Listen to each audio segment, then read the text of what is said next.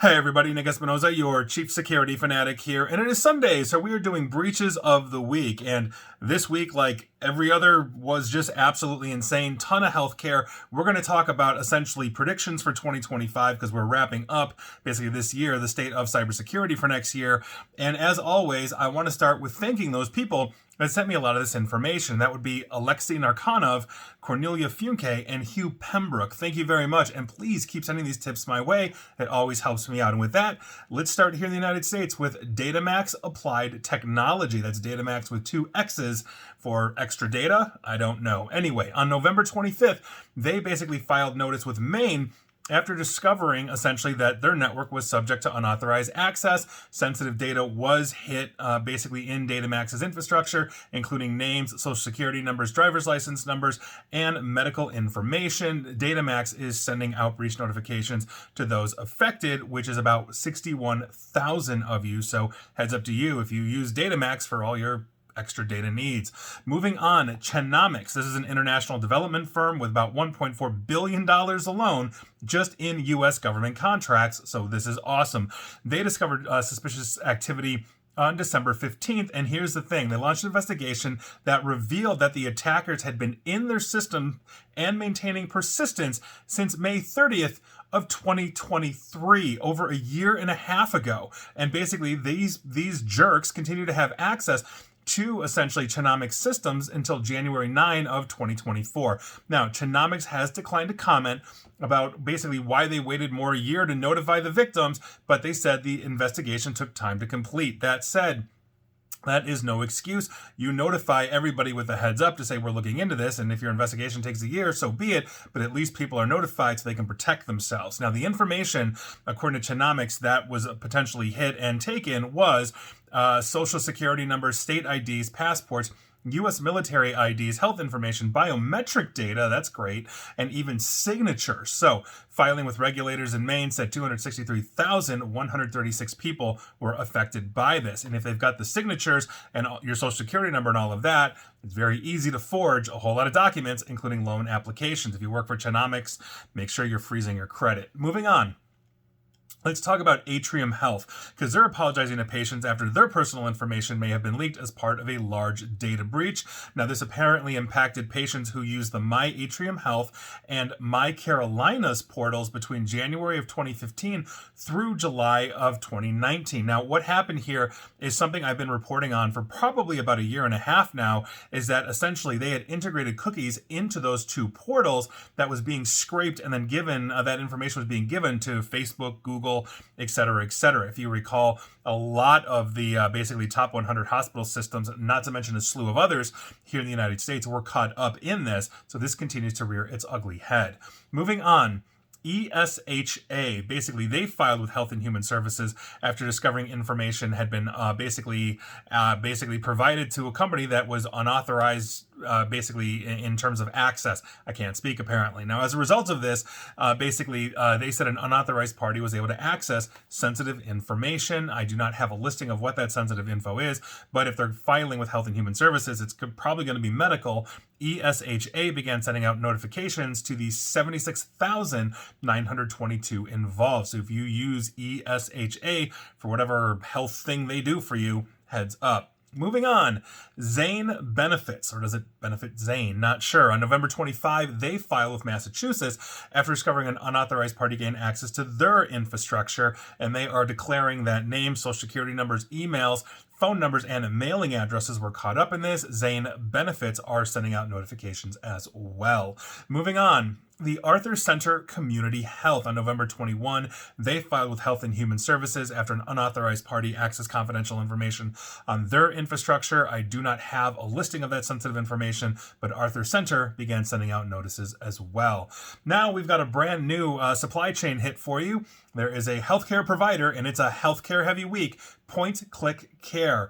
By virtue of this, we have seen two organizations thus far out of Illinois have to declare. First one is Citadel of Northbrook, and the other one is Pavilion of Bridgeview, both cities in Illinois. And basically, both are claiming that names, dates of birth, social security numbers, Medicare, Medicaid identification numbers, medical information, and health insurance information was caught up in this. So if you have anything to do with Citadel of Northbrook or Pavilion of Bridgeview, their provider got them hit. Moving on. Let's talk about SAG-AFTRA, the Screen Actors Guild. You may remember them from the strike from like a year or two ago over AI. Well, anyway, we're talking specifically about their health plan because on December 2nd, they filed with Massachusetts after they discovered an unauthorized party basically was able to get in via an email phishing attack. Now, SAG-AFTRA Health Plan explained that we are talking about names, social security numbers, and health insurance information. Upon completing its investigation, SAG-AFTRA Health is sending out notices as well. Here's the interesting part about this one as well. Because it's the Screen Actors Guild, you may have everyone from D-list to A-list, celebrities, movie stars, TV stars, whatever, caught up in this, and we may see this information get out in some way, shape, or form. So if you ever wanted Brad Pitt's home address, you might be able to get it. Moving on. LA Financial Credit Union on November 27, LA Financial filed with California for obvious reasons after discovering an employee's email was hit. According to LA Financial, basically unauthorized party gained access to sensitive information. I do not have a listing of that, but completing of that investigation, LA Financial is sending out notices as well. Moving on. Let's talk about Toshiba Global Commerce, which I believe is a division of the Toshiba out of Japan. On November 26th, they filed with Massachusetts after basically finding that somebody was able to get into their network. And by virtue of that, they are claiming that names and social security numbers were caught up, and Toshiba Global Commerce is sending out notices also. Moving on. Massachusetts is busy this week. Colonial Behavioral Health on November 27th filed with Massachusetts after discovering an unauthorized party gained access to their parts of their network, and Colonial Behavioral Health is saying names, social security numbers, addresses, zip codes, which is now suddenly different than addresses, driver's license numbers, dates of birth, medical information, and insurance information were caught up. So if you use Colonial for all your behavioral health needs, heads up to you.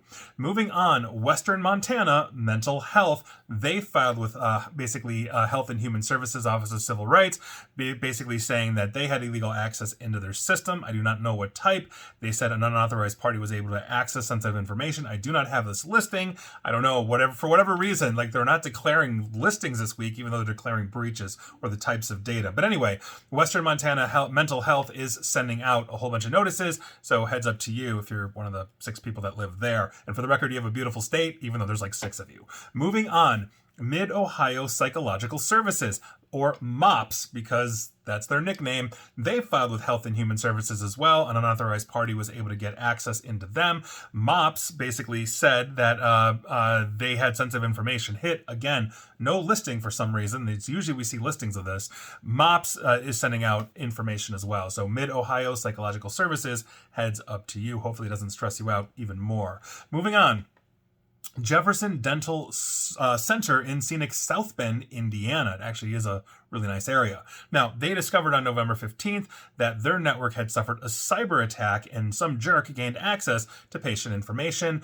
The information that they are declaring has been hit is names, social security numbers, addresses, driver's license, dates of birth, and on and on and on. Jefferson Dental said that basically it has notified essentially the authorities and will be sending out notices as soon as possible.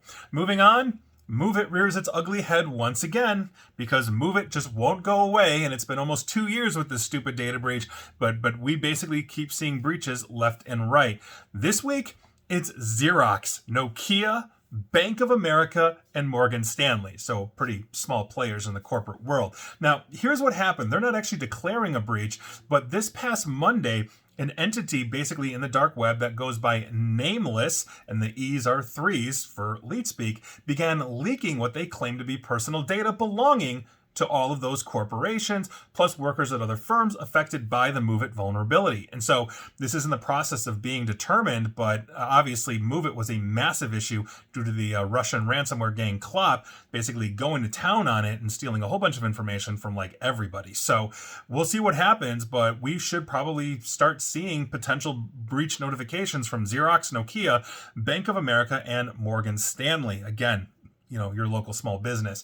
And with that, let's move to our mini segment simply entitled, If You Just Spent Money on Cybersecurity, You Wouldn't Be Getting Sued and You Wouldn't Be Having Your Reputation Ruined. And let's start with National Amusements, Inc., owner apparently of several amusement parks. Now, New York Attorney General Letitia James, she basically goes after these things left and right.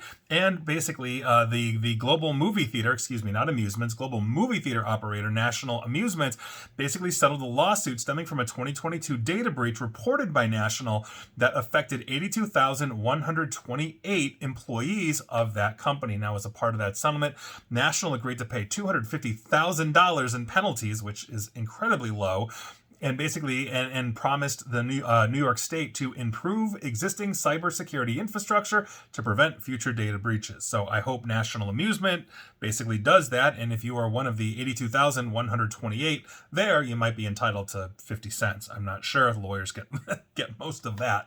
Moving on.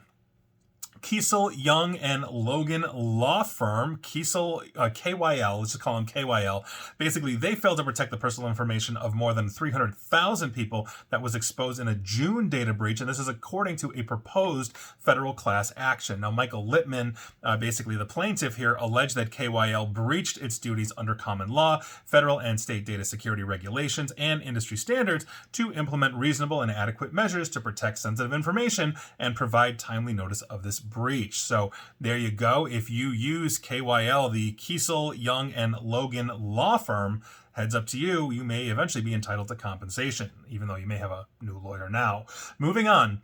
Marshall and Melhorn LLC, they just agreed to an $800,000 class action lawsuit settlement to resolve claims around a data breach that they had between August and September of 2021. Now, Marshall and Melhorn data breach reportedly compromised sensitive information. We're talking names, social security numbers, and financial data. Marshall and Melhorn hasn't, for the record, admitted any wrongdoing, which is actually pretty par for the course for these kinds of lawsuits, but they've agreed to pay $800,000 to resolve that data breach class action. So heads up to you. If you use Marshall and Melhorn for your Marshall and Melhorn needs, accounting, lawyers, whatever, heads up, you might be paid.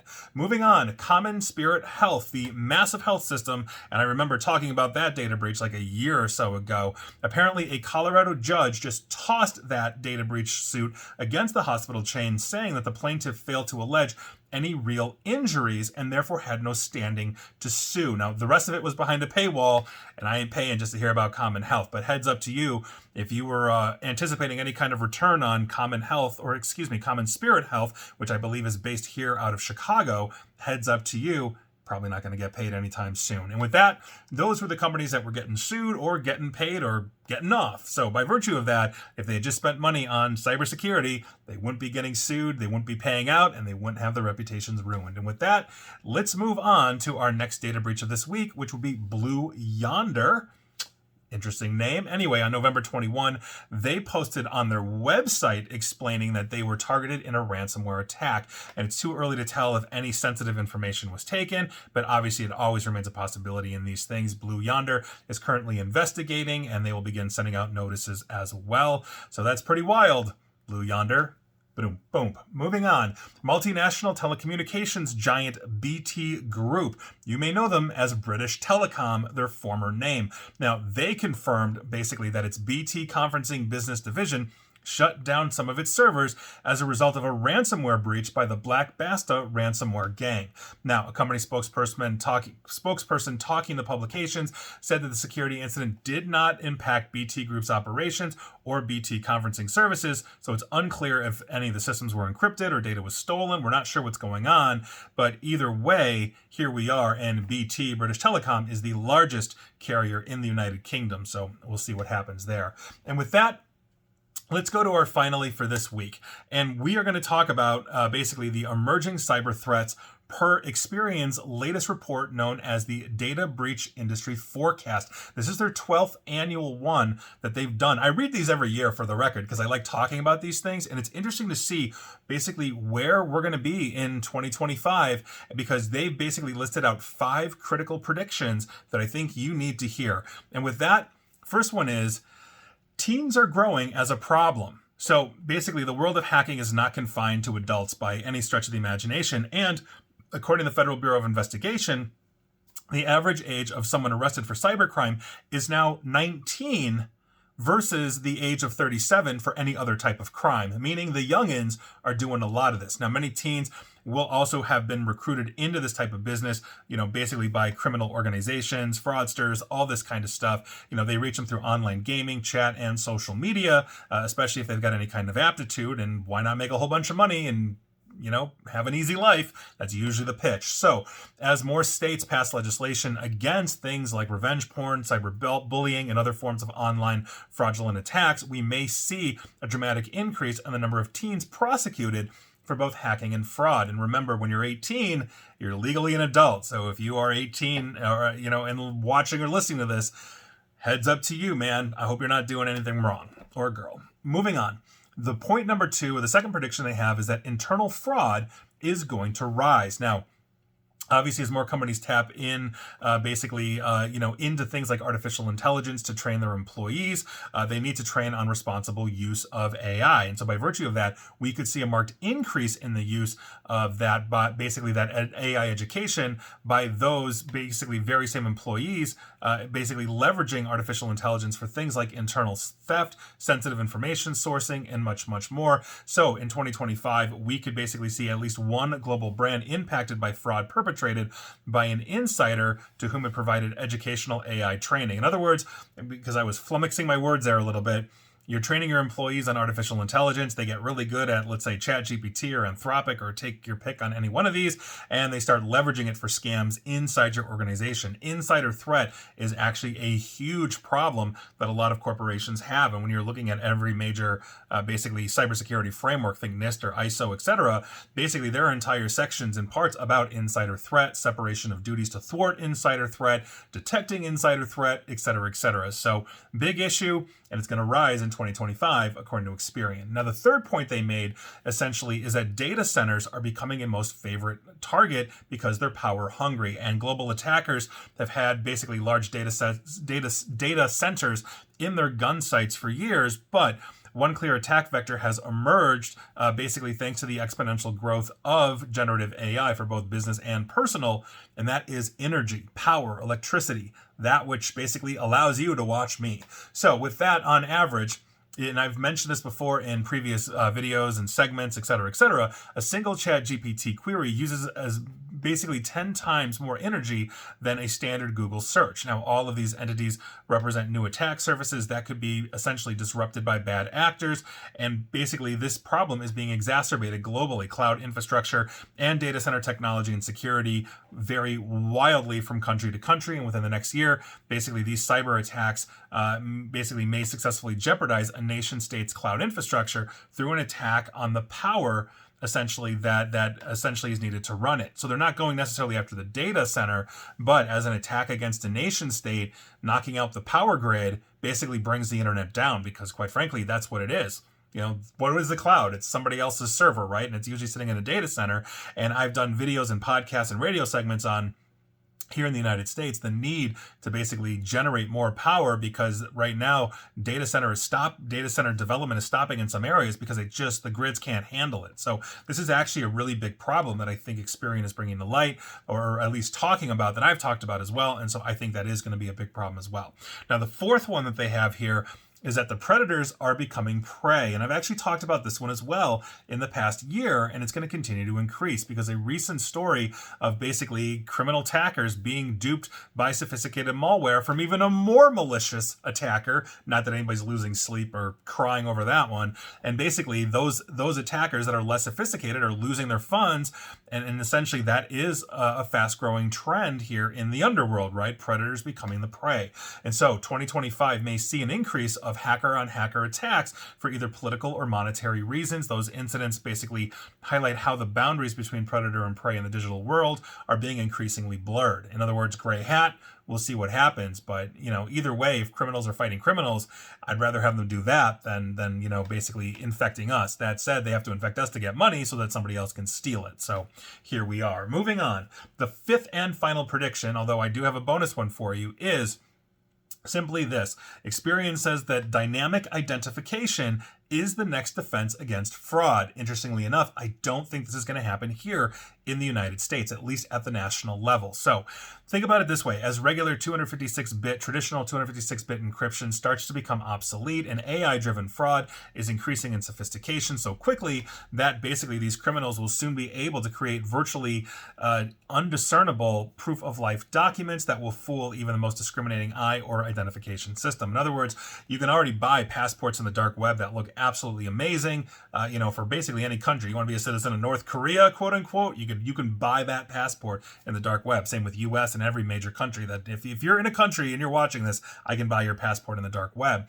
But this is obviously one of those big things that we've got as well, because by virtue of that, with artificial intelligence accurately reproducing these things, especially if you take the governors off, if you will, so it's unfiltered and will do what you want it to do. And believe me, there's nation states that are developing AIs that have no ethics whatsoever or any kind of ethical boundary. Here we are. Now, to combat this evolving reality, nation states and government agencies could move to dynamic identification that will replace static driver's licenses and social security cards with dynamic personally identifiable information. This is kind of like the continuously changing thing that you've got, like an online 3D barcode that you can use for event tickets. I recently went to basically like a concert. And essentially, I had to have my phone open because like a little red bar was scrolling over the barcode to actually validate that it wasn't like printed out and counterfeit. And so by virtue of that, those are the things that we can that can happen in the world, and nation states may start adopting digital identities. There's already been a push for some of that in some areas, the EU, Canada, and some other places. But here in the United States, where we've got a Congress that basically can't agree on what to have for lunch, I don't see that happening here anytime soon. Not to mention the fact we have a very libertarian independent streak in the United States of I don't want a national ID, et cetera, although you could argue your social security is simply that. And I wrote an article for Forbes, God, it's got to be like 6 years ago at this point, talking about how essentially we can't be using social security numbers as national identities anymore because they're ripped off constantly. And for all you know, your social security right now number is being used, by somebody for whatever purpose, right? And Equifax, Experian's competitor, got them all dumped out back in 2017, if I recall. So this is a huge issue. Now, as a bonus prediction from Experian, the vice president of Global Data Breach Resolution at Experian, Michael Brummer, basically said this, and I quote, and I think it's a good one: while supply chain breaches and ransomware dominated the cyber landscape in 2024, that is true, AI-related incidents will likely become a major headline maker in 2025. I would agree. Investments in cybersecurity will increase to tackle this emerging threat, while hackers are having a field day leveraging it for everything from phishing attacks and password cracking to producing malware and deep fakes. Now, end quote. He is completely correct. I think this is essentially what we are going to see, and leveraging the power of artificial intelligence. We've already seen deep fakes. We had a case out of China where basically a controller of a company, a financial controller of a company, was on quote unquote a Zoom meeting with his boss, the CFO, and a whole bunch of executives. They were all deep faked. We've seen artificial intelligence replications, basically of accents as well. Ferrari was hit with this when somebody spoofed their CEO talking to another executive trying to get money out of Ferrari, basically even replicating his southern Italian accent, which obviously is a specific accent and dialect in Italy, the same way we have different American accents here in the United States. You go down south, sounds a lot different than where I am here. So these are things that artificial intelligence, and I apologize to any of my southern listeners or viewers if I totally butchered your accent, but that's the best I can do. So this is what we're going to see. And I think we're going to see a lot more of this. And I think that's one of those things that we have to be prepared for. Now, we've had artificial intelligence, basically disinformation, etc., alter our reality. There's plenty of people out there that believe demonstrably false things, that don't know how to fact check or have any kind of education on, let's say, vetting sources, all this kind of stuff. And I've basically put out stuff for the need for the editorial process. I have a complete slideshow on that. And so you start injecting deep fakes into there, and it's going to hit up on the confirmation bias. So, we have an incoming administration in January, the Trump administration. I'm not getting political here, but there are people that are going to absolutely love the guy and absolutely hate the guy. And as soon as somebody sees a deep fake, of Donald Trump doing something extremely negative, the confirmation bias may kick in and you may say, see, I know it. I know he did that. He's such a jerk. Or, he might do something in deep fake that you absolutely love. And you're thinking like, oh my God, I love this guy, blah, blah, blah. That's why I vote, whatever it is. The point is that we have to take a step back. And what we need to do essentially is create a filter of distrust in our technological lives. This is our biggest problem. My second TED Talk, The 5 Laws of Cybersecurity, that was one of the core messages, is that we trust even when we shouldn't. And by virtue of that, we trust disinformation, or we trust the phishing email, or we trust the person on the other end of the phone, is going to be that, or we even trust the employee next to us when they're ripping us off. So this is a big, big issue that we've got. And so this week was absolutely nuts. It was more healthcare than anything, but when we're looking forward to 2025, artificial intelligence and all of the misperceptions, disinformation, all of that, I think, is going to be one of our biggest threats. So thank you very much to Experian for putting out that report, the 12th annual report. Hopefully you weren't affected by any of these breaches, but you probably are, and we'll see what happens in 2025. And please like, share, follow me here on Facebook and Twitter at NickAESP, and please feel free to subscribe to me at YouTube as well. And as always, stay safe, stay online, and please, just please, please, please attempt to stay private. Thanks, everybody.